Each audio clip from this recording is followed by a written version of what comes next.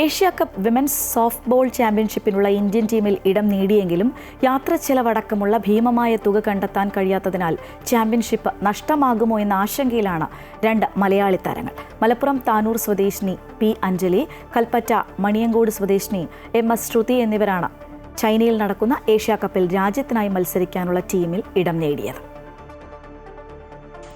Indian ടീമിൽ ഇടം നേടുകയും ഏഷ്യ കപ്പ് കളിക്കാനുള്ള അവസരം ലഭിക്കുകയും ചെയ്തതിൻ്റെ സന്തോഷമുണ്ടെങ്കിലും മത്സരത്തിൽ പങ്കെടുക്കാനുള്ള സാമ്പത്തിക ബാധ്യതയാണ് ശ്രുതിക്കും അഞ്ജലിക്കും മുന്നിലെ പ്രതിസന്ധി.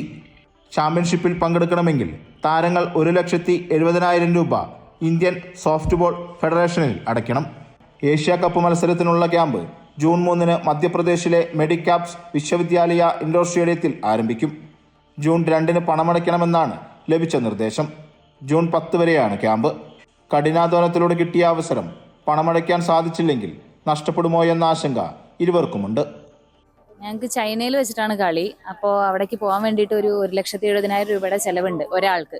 രണ്ടുപേർക്കും കൂടെ 3,40,000 രൂപയുടെ ആവശ്യമുണ്ട്. അപ്പോൾ ആ പൈസ ഞങ്ങളുടെ കയ്യിലില്ല. ഇത്രയും വലിയൊരു പൈസ തുകയെക്കൊണ്ട് ഞങ്ങൾക്ക് എടുക്കാൻ ബുദ്ധിമുട്ടുണ്ട്. അപ്പോൾ ആരെങ്കിലുമൊക്കെ സഹായിച്ചാൽ മാത്രമേ ഞങ്ങൾക്ക് കളിക്കാൻ പോകാൻ പറ്റുള്ളൂ. ഇല്ലെങ്കിൽ ഞങ്ങളുടെ ഇത്രയും കാലത്ത് വലിയൊരു ആഗ്രഹമാണ് ഇന്ത്യൻ ടീമിൽ കളിക്കുക എന്നുള്ളത്. അപ്പോൾ അത് നഷ്ടപ്പെടും. വയനാട് മുണ്ടേരി സ്വദേശിയായ ശ്രുതിയുടെയും മലപ്പുറം താനൂർ സ്വദേശിയായ അഞ്ജലിയുടെയും മാതാപിതാക്കൾക്ക് ഇത്രയും വലിയ തുക കണ്ടെത്താനുള്ള സാമ്പത്തിക ശേഷിയില്ല. സ്പോൺസർമാരെ ലഭിച്ചില്ലെങ്കിൽ അവസരം നഷ്ടപ്പെടുമെന്ന ആശങ്കയിലാണ് അഞ്ജലിയും ശ്രുതിയും. അമൃത ന്യൂസ്, വയനാട്.